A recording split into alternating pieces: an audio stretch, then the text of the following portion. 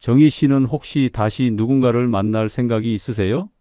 글쎄요, 생각해 본 적이 없어요. 이해해요. 사실 저도 가끔은 누군가 옆에 있으면 좋겠다고 생각할 때가 있으니까요. 하지만 동시에 두렵기도 해요. 이 나이에 새로운 관계를 시작한다는 게. 여러분은 황혼의 사랑이 더 아름다울 수 있다고 생각해 보신 적 있나요? 황혼의 시간에도 사랑이 찾아올 수 있다면 여러분은 마음의 문을 열 준비가 되셨나요? 오늘의 사연은 인생의 황혼기에 찾아온 뜻밖의 사랑, 그리고 그 과정에서 마주한 예상치 못한 반전에 관한 이야기입니다. 본격적인 시작 전에 구독과 좋아요 부탁드립니다. 그럼 바로 시작하겠습니다. 안녕하세요. 저는 올해 68세 윤정이라고 합니다.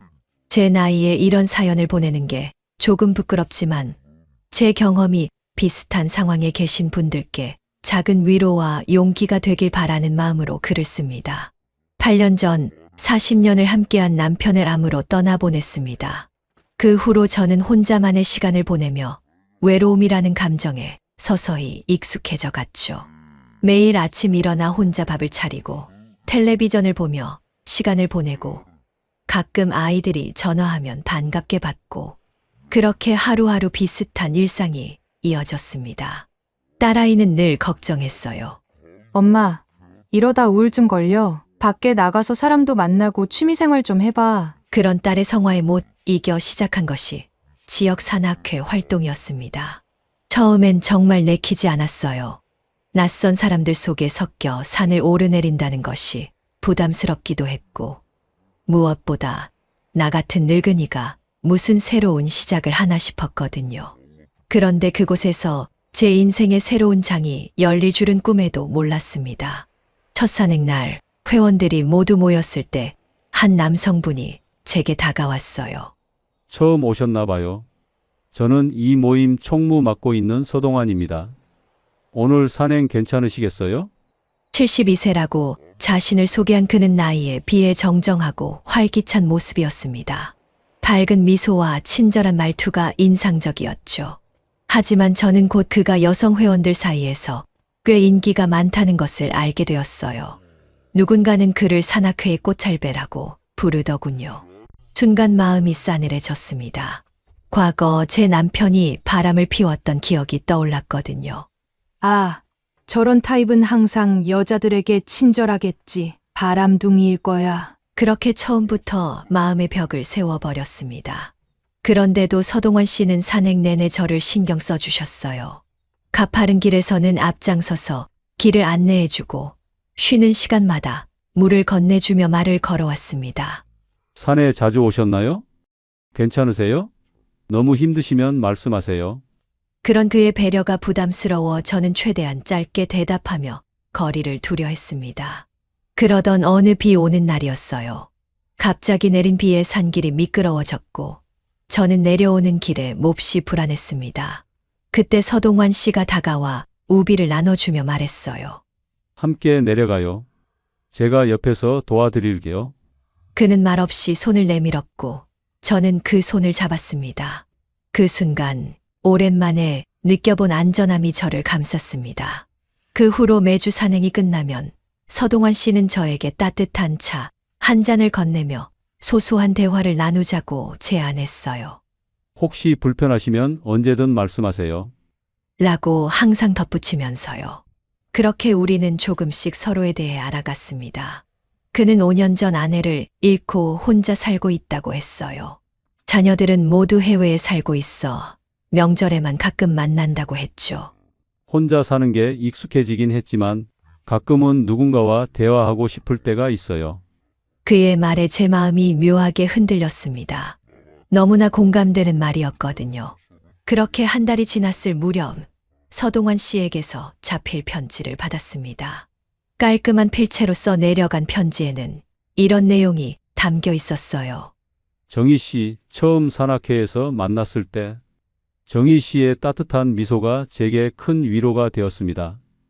비록 말은 많이 나누지 않았지만 정희 씨와 함께하는 시간이 저에게는 소중합니다. 부담스러우시다면 사양하셔도 좋습니다만 다음 주 토요일 저녁 식사를 함께 할 수 있을까요?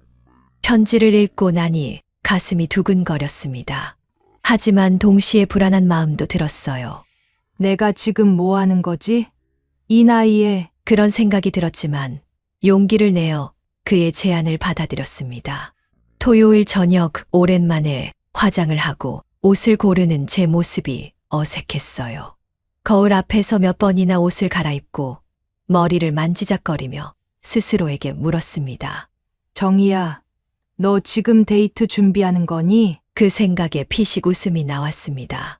30도 아닌 68배 이런 설렘을 느끼다니요. 약속 장소는 도심에서 조금 떨어진 조용한 한식당이었습니다.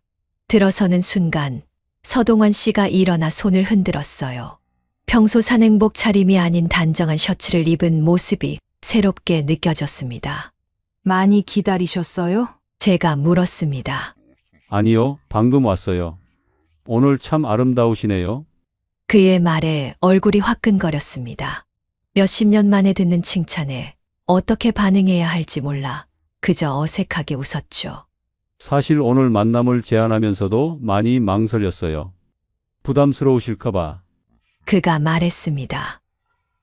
저도요. 솔직히 이렇게 누군가와 단둘이 식사하는 게 8년 만이에요. 그렇군요. 저도 비슷해요.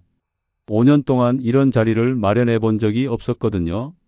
우리는 서로의 과거에 대해 이야기했습니다.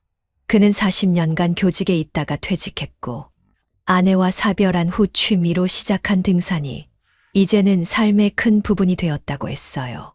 저는 남편과의 추억, 아이들 이야기, 그리고 혼자 살면서 겪는 소소한 일상을 나눴습니다. 식사를 마치고 그가 조심스럽게 제안했어요. 날도 좋은데 강변을 따라 잠깐 산책이라도 할까요? 강변의 오솔길은 은은한 가로등, 불빛으로 물들어 있었습니다. 우리는 나란히 걸으며 계절의 변화, 동네 소식, 최근 읽은 책 등 사소한 이야기들을 나눴어요. 그러다 문득 그가 물었습니다. 정희 씨는 혹시 다시 누군가를 만날 생각이 있으세요? 질문의 순간 발걸음을 멈췄습니다. 사실 남편이 떠난 후 그런 생각은 해본 적이 없었거든요. 아니, 어쩌면 그런 생각을 허용하지 않았는지도 모릅니다. 글쎄요. 생각해 본 적이 없어요. 솔직하게 답했습니다. 너무 직설적으로 물어서 죄송해요. 그냥 저도 이 나이에 다시 누군가와 마음을 나눌 수 있을까 궁금했어요. 그의 말에 고개를 끄덕였습니다. 이해해요. 사실 저도 가끔은 누군가 옆에 있으면 좋겠다고 생각할 때가 있으니까요. 하지만 동시에 두렵기도 해요. 이 나이에 새로운 관계를 시작한다는 게. 맞아요. 두려움, 그거 정말 이해합니다. 저도 그래요. 하지만 생각해보면 우리에게 남은 시간이 그리 많지 않잖아요. 그 시간을 어떻게 보낼지는 우리의 선택인 것 같아요. 그날 밤 서동환 씨는 제 집 앞까지 바래다 주었습니다. 헤어지기 전 그가 조심스럽게 말했어요. 오늘 정말 즐거웠습니다. 다음에 또 만나도 될까요? 집에 돌아와 침대에 누웠을 때 저는 오랜만에 설렘으로 잠을 이루지 못했습니다. 마치 소녀 시절로 돌아간 것 같은 기분이 들었어요. 이런 감정을 다시 느낄 수 있을 거라고 생각도 못 했는데, 그렇게 우리는 산악회 활동 외에도 종종 만나게 되었습니다. 영화도 보고 전시회도 가고 때로는 그냥 공원 벤치에 앉아 이야기를 나누기도 했어요. 서동환 씨는 항상 제 의견을 존중해 주었고 결코 서두르지 않았습니다. 그런 그의 모습에 점점 마음의 문이 열리는 것을 느꼈어요. 하지만 그런 평온한 시간도 오래 가지 않았습니다. 어느 날 산악회 온라인 게시판에 올라온 사진 한 장이 제 마음을 뒤흔들어 놓았으니까요. 그날도 평소처럼 저는 산악회 게시판을 둘러보고 있었습니다. 회원들이 함께 찍은 사진이나 다음 산행 일정을 확인하기 위해서였죠. 그런데 지난 주말 나들이 게시물에 올라온 한 사진이 제 눈에 들어왔습니다. 서동환 씨가 낯선 여성과 함께 찍은 사진이었어요. 그것도 꽤나 다정한 모습으로요. 여성은 50대 중반 정도로 보였고 서동환 씨의 팔짱을 끼고 웃고 있었습니다. 서동환 씨도 환하게 웃는 모습이 낯설지 않았어요. 그 밑에는 동환 오빠, 오랜만에 만나서 정말 반가웠어요. 라는 댓글까지 달려 있었습니다. 순간 가슴이 내려앉는 느낌이었습니다. 머릿속이 하얘지고 손이 떨렸어요. 저도 모르게 핸드폰 화면을 꺼버렸습니다. 내가 뭘 기대한 거지? 역시 그런 사람이었어. 과거의 상처가 되살아났습니다. 40년 결혼 생활 중 남편의 외도를 알게 되었을 때 그 고통스러운 기억이 다시 떠올랐어요. 그때도 비슷했습니다. 우연히 발견한 사진 한 장이 모든 것을 무너뜨렸죠. 바보 같은 여자야. 내 나이에 무슨 사랑이야. 결국 다 똑같은 거야. 자책하며 밤새 눈물을 흘렸습니다. 다음 날 서동원 씨에게서 전화가 왔습니다. 주말 나들이 계획에 대해 물어보려는 거였죠. 하지만 저는 냉정하게 말했습니다. 서동환 씨, 더 이상 만나지 않았으면 좋겠어요. 제가 착각했던 것 같아요. 무슨 일이 있으셨나요? 갑자기 왜? 이유를 묻지 말아주세요. 그냥 저와 당신은 안 맞는 것 같아요. 그렇게 일방적으로 전화를 끊었습니다. 서동환 씨는 그 후로도 몇 번 연락을 시도했지만 저는 모두 무시했어요. 문자 메시지도 읽지 않았고 전화도 받지 않았습니다. 산악회도 당분간 나가지 않기로 했어요. 그를 마주치는 것이 두려웠거든요. 아니, 어쩌면 그를 보면 또다시 흔들릴까봐 두려웠는지도 모릅니다. 그렇게 한 달이 흘렀습니다. 집에만 있다 보니 다시 외로움이 찾아왔어요. 딸이 걱정스러운 목소리로 전화해서 물었습니다. 엄마, 요즘 왜 산악회 안 가? 전에는 좋아했잖아. 그냥 좀 쉬고 싶어서. 대충 둘러댔지만 딸은 쉽게 넘어가지 않았어요. 엄마, 혹시 그동안 아저씨랑 무슨 일 있었어? 지난번에 만났을 때 둘이 사이가 좋아 보이던데. 딸의 말에 놀랐습니다. 너 어떻게 알아? 산악회 회장님이 우리 회사 동료 아버지잖아. 가끔 엄마 얘기 들었어. 엄마랑 동안 아저씨가 친해졌다고. 제 침묵에 딸은 계속 말을 이었습니다. 엄마, 나이가 어때서? 좋은 사람 만났으면 행복하게 지내야지. 아빠도 하늘에서 그러길 바라실 거야. 딸의 말이 마음에 와닿았지만 그 사진을 생각하면 여전히 가슴이 아팠습니다. 그래도 딸의 권유로 한 달 만에 다시 산악회 모임에 나가기로 했어요. 그냥 인사만 하고 평범하게 지내면 되겠지. 라고 생각했죠. 그런데 그날 산악회 회식 자리에서 예상치 못한 일이 벌어졌습니다. 서동환 씨가 모두가 있는 자리에서 갑자기 일어나 말을 꺼냈거든요. 다들 잠깐만 제 이야기 좀 들어주시겠습니까? 그의 목소리가 떨렸습니다. 모두의 시선이 그에게 향했죠. 오늘 이 자리에 정희 씨가 오신 걸 보고 정말 기뻤습니다. 한 달 동안 연락이 닿지 않아 많이 걱정했거든요. 그 말에 저는 고개를 숙였습니다. 창피함과 당혹스러움이 밀려왔어요. 정희 씨, 제가 무슨 실수를 했는지는 모르겠지만 이 자리를 빌려 진심으로 사과드리고 싶습니다. 서동환 씨의 얼굴은 진지했습니다. 그리고 이어진 그의 말에 저는 충격을 받았어요. 혹시 게시판에 올라온 사진 때문에 오해하신 건 아닌지요? 그 사진 속 여성은 제 여동생입니다. 그날은 오랜만에 서울에 와서 함께 찍은 사진이었어요. 순간 제 얼굴이 화끈거렸습니다. 무안함과 부끄러움이 밀려왔어요. 그동안 오해하고 함부로 판단했던 제 자신이 한심하게 느껴졌습니다. 서동환 씨는 계속 말을 이었습니다. 정희 씨를 불편하게 만들고 싶지 않아 참고 있었지만 제 마음은 여전합니다. 정희 씨가 저에게 한 번 더 기회를 주신다면 이번엔 더 솔직하게 모든 걸 말씀드리고 싶습니다. 회원들 사이에서 작은 환호성과 박수가 터져 나왔습니다. 누군가는 동환 회장님 파이팅이라고 외쳤고 다른 이는 정희 씨 받아주세요 라고 말하기도 했죠. 그 순간 눈물이 핑 돌았습니다. 제가 얼마나 어리석었는지 깨달았어요. 과거의 상처 때문에 모든 사람을 의심하고 모든 상황을 부정적으로 해석했던 거죠. 그런 제게 서동원 씨는 여전히 따뜻한 미소를 지어 보였습니다. 자리에서 일어나 떨리는 목소리로 말했습니다. 죄송해요. 제가 오해했네요. 저도 한 번 더 기회를 주시겠어요? 그날 밤 서동원 씨는 집까지 바래다 주었습니다. 걸어가는 내내 우리는 많은 이야기를 나눴어요. 저는 남편의 외도로 받았던 상처, 그리고 그 상처 때문에 모든 남자를 의심하게 된 제 마음에 대해 솔직하게 털어놓았습니다. 그래서 게시판에 올라온 사진을 보고 바로 그런 생각이 들었나 봐요. 역시 남자는 다 똑같아라고요. 정말 미안해요. 서동원 씨는 제 손을 잡으며 고개를 저었습니다. 아니에요. 당신의 마음을 충분히 이해해요. 상처받은 마음이 쉽게 치유되지 않는다는 걸 알아요. 저도 처음에는 아내를 잃은 후 다시는 누구도 만나지 않겠다고 생각했으니까요. 그런데 어떻게 마음이 바뀌셨어요? 그가 잠시 생각에 잠기더니 말했습니다. 시간이 흐르면서 깨달았어요. 혼자 있는 것도 괜찮지만 누군가와 함께하는 기쁨도 놓치고 싶지 않다고요.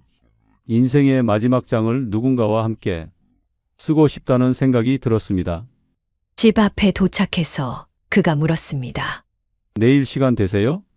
제대로 된 새 출발을 하고 싶은데요. 미소 지으며 대답했습니다. 네, 좋아요. 다음 날 우리는 도시 근교의 작은 호수 공원에서 만났습니다. 벤치에 앉아 호수를 바라보며 서동환 씨가 조심스럽게 말을 꺼냈어요. 정희 씨, 사실 한 가지 고백할 게 있어요. 그의 진지한 표정에 저도 긴장이 되었습니다. 무슨 고백일까요? 또 다른 여자가 있다는 건 아니겠죠? 아니면 건강 문제, 이런저런 생각이 스쳐 지나갔어요. 무슨 말씀이신지. 서동환 씨는 깊게 한숨을 내쉬더니 말했습니다. 제가 진작 말씀드렸어야 했는데 어떻게 꺼낼지 몰라서요. 저는 사실 재산이 거의 없습니다. 그 말에 저는 어리둥절했어요. 네, 재산이요. 네. 많은 분들이 제가 퇴직 교사라서 연금도 받고 여유롭게 사는 줄 아세요. 하지만 사실은 아내가 병으로 투병할 때 저축의 상당 부분을 의료비로 썼고 아이들 유학 보내느라 남은 것도 많이 사용했어요. 지금은 작은 연금으로 겨우 생활하고 있습니다. 그의 고백에 웃음이 나왔습니다. 이게 그렇게 고민하던 비밀이었나요? 서동환 씨, 그런 거였어요? 저는 무슨 큰일인 줄 알았어요. 그게 요즘 세상의 노년의 재혼에서 재산 문제가 중요하다고 하잖아요. 정희 씨께 부족한 모습을 보이고 싶지 않았는데 제 손이 저절로 그의 손을 덮었습니다. 저도 특별히 재산이 많은 건 아니에요. 그저 아이들이 각자 살 수 있도록 도와준 후 남은 작은 아파트와 연금이 전부죠. 그런 거 신경 쓰지 마세요. 그 순간 서동환 씨의 눈시울이 붉어졌습니다. 정말 고마워요. 사실 그동안 말하고 싶었는데 혹시 실망하실까봐 두려웠어요. 서동환 씨, 저는 당신의 돈이 아닌 당신이라는 사람을 알아가고 있어요. 그리고 지금까지 본 모습이 참 좋았어요. 그날 이후로 우리의 관계는 더욱 깊어졌습니다. 서로에 대한 솔직한 마음을 나누고 나니 더 이상 숨길 것도 두려울 것도 없었어요. 우리는 일주일에 두세 번씩 만났고 서로의 집을 오가며 식사를 함께 했습니다. 2달이 지난 어느 날 서동원 씨가 작은 꽃다발을 들고 제 집을 방문했어요. 평소와 달리 긴장한 모습이었죠. 오늘따라 왜 그러세요? 어디 아프세요? 제가 물었습니다. 아니요, 그게 그는 떨리는 손으로 주머니에서 작은 상자를 꺼냈습니다. 정희 씨, 이제 우리 함께 살면 어떨까요? 숨이 멎는 듯 했습니다. 예상은 했지만 실제로 그 말을 들으니 가슴이 두근거렸어요. 결혼하자는 말씀인가요? 네. 이 나이에 결혼이라니 좀 부끄럽지만 정희 씨와 남은 인생을 함께하고 싶어요. 물론 서두르실 필요는 없습니다. 천천히 생각해 보세요. 진심 어린 그의 눈빛을 보며 저는 망설임 없이 대답했습니다. 네, 좋아요. 저도 서동환 씨와 함께하고 싶어요. 그렇게 우리는 아이들에게 재혼 소식을 알렸습니다. 처음에는 놀라는 눈치였지만 모두 진심으로 축하해 주었어요. 특히 제 딸은 엄마, 너무 잘된 일이에요. 앞으로는 혼자 외롭게 지내지 않아도 되잖아요. 라며 기뻐했습니다. 심플한 혼인신고만 하려 했는데 아이들이 고집을 부려 작은 결혼식을 올리게 되었어요. 두 가족이 모인 자리에서 우리는 늦은 나이에 찾아온 사랑을 축복받았습니다. 그리고 마침내 결혼식을 마치고 새로운 보금자리로 향하는 날이 왔습니다. 우리는 서동원 씨의 집으로 들어가기로 했어요. 제 아파트는 임대를 주고 그 수입으로 두 사람의 생활에 보탬이 되기로 했지요. 두근거리는 마음으로 현관문을 열었습니다. 비록 70대 노부부의 첫날담이지만 설렘은 젊은 시절과 다를 바 없었어요. 서동원 씨는 제 손을 꼭 잡고 집 안으로 들어갔습니다. 우리 집에 온 것을 환영해요, 아내. 그가 다정하게 말했어요. 집 안은 깔끔하게 정돈되어 있었습니다. 아마도 제가 오기 전에 열심히 청소한 모양이었어요. 거실 한쪽에는 꽃다발도 놓여 있었고 식탁 위에는 와인 한 병과 작은 케이크가 준비되어 있었죠. 이렇게까지 준비하셨어요? 감동한 마음에 물었습니다. 특별한 날인데 당연하죠. 서동원 씨가 웃으며 대답했어요. 저녁 식사 후 서동원 씨는 잠시만 기다려요. 보여드릴 게 있어요. 라며 방으로 들어갔습니다. 잠시 후 그가 작은 상자를 들고 나왔어요. 이게 뭐예요? 궁금해서 물었습니다. 제 인생의 보물 상자예요. 그가 상자를 열었습니다. 그 안에는 오래된 사진들, 편지, 그리고 작은 기념품들이 가득했어요. 서동원 씨는 하나씩 꺼내며 설명했습니다. 이건 제가 23때 첫 발령받은 학교에서 찍은 사진이에요. 그리고 이건 아내와의 첫 데이트 날 간직한 영화표. 여기 이 작은 조개 껍데기는 아이들이 어렸을 때 처음 바다에 갔을 때 주워온 거고요. 그의 인생이 담긴 상자를 보면서 가슴이 따뜻해졌습니다. 그는 추억을 소중히 간직하는 사람이었어요. 상자 맨 아래에서 그가 작은 노트 하나를 꺼냈습니다.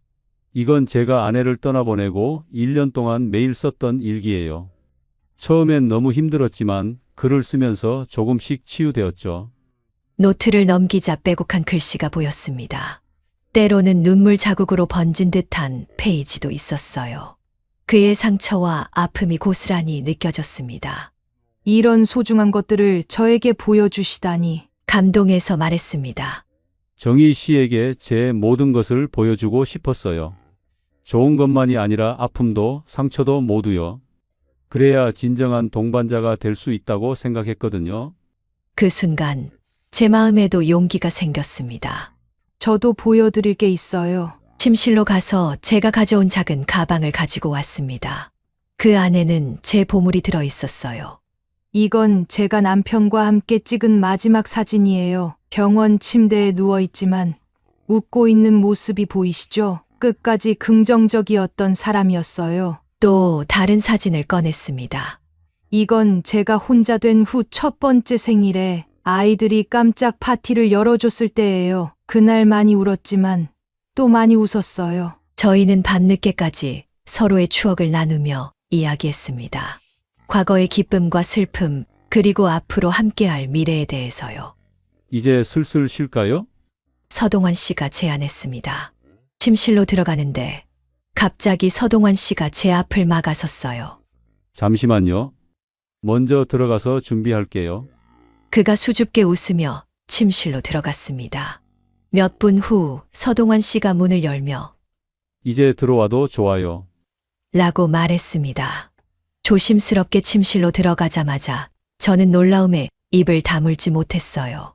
침대 위에는 장미꽃 잎이 뿌려져 있었고 방 안에는 은은한 조명과 함께 잔잔한 음악이 흐르고 있었습니다. 그리고 침대 옆 탁자 위에는 작은 상자가 놓여 있었어요. 이게 다 뭐예요? 감동과 놀라움이 뒤섞인 목소리로 물었습니다. 우리의 첫날 밤인데 특별하게 하고 싶었어요. 서동환 씨가 수줍게 대답했어요. 그리고 이건 당신을 위한 선물입니다. 그가 탁자 위의 상자를 건네주었습니다. 상자를 열자 그 안에는 아름다운 진주 목걸이가 들어있었어요. 이런 걸 언제? 놀란 마음의 말을 잊지 못했습니다. 사실 이건 어머니의 유품이에요. 어머니가 돌아가시기 전에 내 아내에게 꼭 물려주렴이라고 하셨는데 아내가 먼저 떠나는 바람에 그럴 수 없었어요.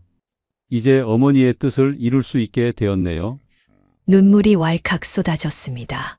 그의 어머니의 유품을 저에게 물려주다니. 그 마음이 얼마나 소중한지 말로 표현할 수 없었어요. 정말 감사해요. 소중히 간직할게요. 목걸이를 가슴에 안으며 말했습니다. 서동환 씨는 제 옆에 앉아 조심스럽게 제 손을 잡았습니다. 사실 제가 좀 걱정이 있어요. 무슨 걱정인데요? 그가 머뭇거리더니 말했습니다. 우리 나이에, 그러니까 부부로서의 관계가 괜찮을지 모르겠어요.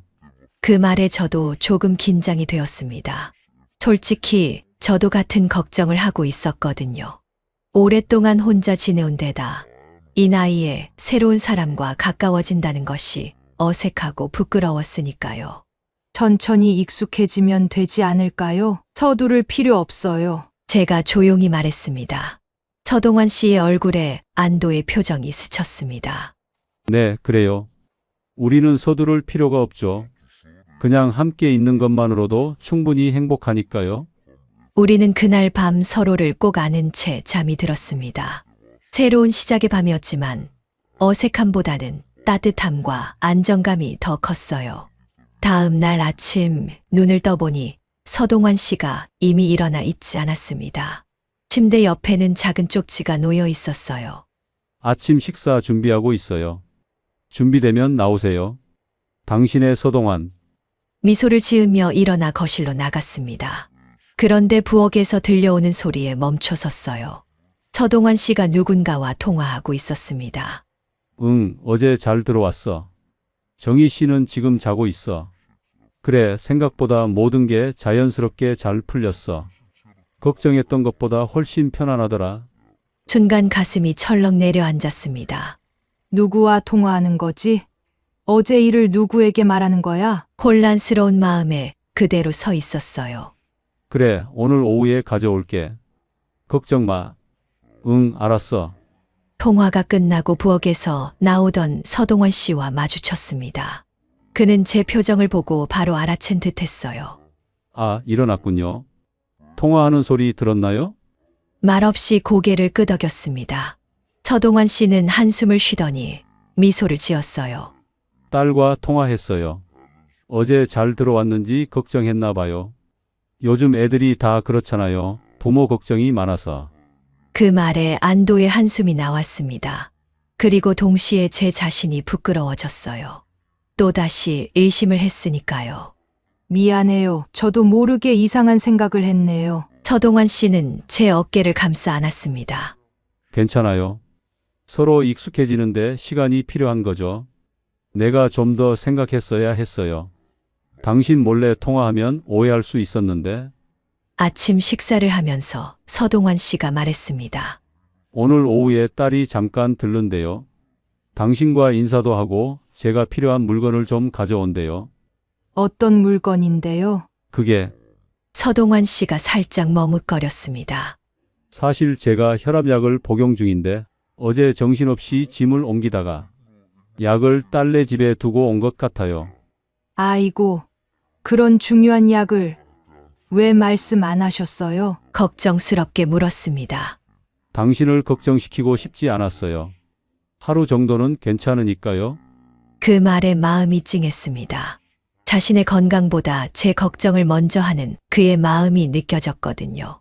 오후가 되어 초인종이 울렸습니다. 서동환 씨의 딸 미라가 방문한 거였어요.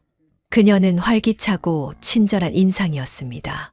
처음 뵙겠습니다. 어머니, 미라가 공손하게 인사했습니다. 어머니라는 호칭의 순간 어색함을 느꼈지만 따뜻하게 맞아주었어요. 어서 와요. 나는 정이라고 해요. 어머니라고 부르기 어색하면 편하게 이름으로 불러도 돼요. 아니에요. 저는 어머니라고 부르고 싶어요. 아버지가 행복해 보이시거든요. 미라는 가방에서 약 봉투를 꺼내 서동원 씨에게 건넸습니다. 그리고 제게는 작은 선물 상자를 내밀었어요. 작은 환영 선물이에요. 저희 가족의 새로운 어머니를 환영한다는 의미로. 선물 상자를 열자 예쁜 스카프가 들어 있었습니다. 감동해서 미라를 안아주었어요. 정말 고마워요. 이렇게 따뜻하게 맞아주다니. 미라는 잠시 머물다 갔고 그날 저녁 서동환 씨와 저는 앞으로의 계획에 대해 이야기했습니다. 정희 씨, 우리 다음 달에 여행이라도 떠날까요? 신혼여행 삼아서. 서동환 씨가 제안했어요. 좋아요. 어디로 가고 싶으세요? 제주도는 어떨까요? 바다도 보고 한라산도 구경하고. 좋아요. 저도 제주도 가본 지 오래됐어요. 같이 가면 더 좋을 것 같네요. 그렇게 우리는 다음 달 제주도 여행을 계획했습니다. 인터넷으로 항공권도 예약하고 숙소도 알아보았어요. 서동환 씨는 컴퓨터를 능숙하게 다루는 모습이 인상적이었습니다. 여행 준비를 하면서 저는 문득 궁금한 점이 생각났어요. 서동환 씨, 이런 질문이 좀 이상할 수도 있는데 혹시 결혼 전에 제일 걱정했던 점이 뭐였어요? 서동환 씨는 잠시 생각하더니 웃으며 대답했습니다. 솔직히 말하면 제 수면 장애가 당신을 괴롭히지 않을까 걱정했어요. 수면 장애요? 네, 저는 가끔 잠에서 깨서 한동안 잠들지 못할 때가 있어요. 그럴 때면 침대에서 일어나 거실에서 책을 읽거나 음악을 들어요. 당신 잠을 방해할까봐 걱정했죠. 그런 거였어요? 저도 비슷해요. 나이가 들면서 잠이 깊지 않아진 것 같아요. 그럼 당신은요? 가장 걱정했던 건 뭐였어요? 잠시 생각하다가 솔직하게 말했습니다. 사실 첫날 밤이요. 이 나이에 누군가와 같은 침대에서 자는 게 어색하고 부끄러울 것 같았어요. 서동환 씨는 따뜻하게 웃었습니다. 이해해요. 저도 똑같은 걱정을 했으니까요. 하지만 생각보다 자연스러웠던 것 같아요. 마치 오랫동안 알았던 사람처럼요. 맞아요. 저도 그렇게 느꼈어요. 그렇게 우리의 새로운 일상이 시작되었습니다. 함께 아침 식사를 준비하고 동네 공원을 산책하고 때로는 각자의 취미를 즐기기도 하고요. 서동환 씨는 책 읽기를 좋아했고 저는 뜨개질을 즐겼습니다.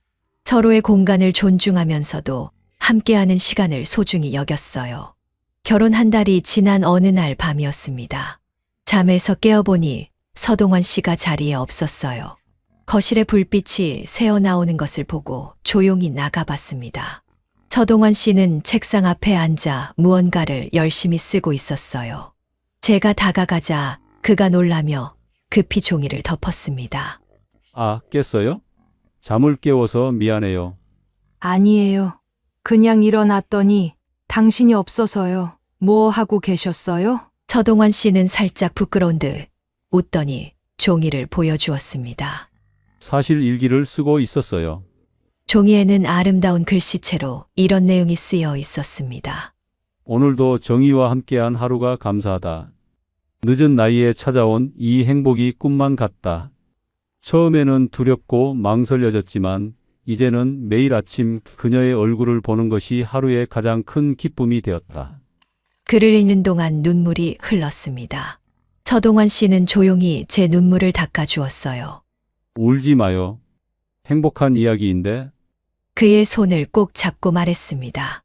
저도 정말 행복해요. 인생의 마지막 장을 당신과 함께 쓸 수 있어서요. 그렇게 우리는 서로의 첫날 밤에 대한 걱정과 두려움을 뒤로하고 새로운 삶을 시작했습니다. 그리고 결혼 후 3개월이 지난 지금 제가 가장 놀란 것은 서동환 씨의 물건이 아니라 제 자신의 변화였어요. 더 많이 웃게 되었고 아침에 일어나는 것이 기다려지고 작은 일에도 감사함을 느끼게 되었습니다. 서동환 씨가 제게 선물해 준 것은 값비싼 보석이 아니라 다시 느끼게 된 삶의 기쁨이었어요.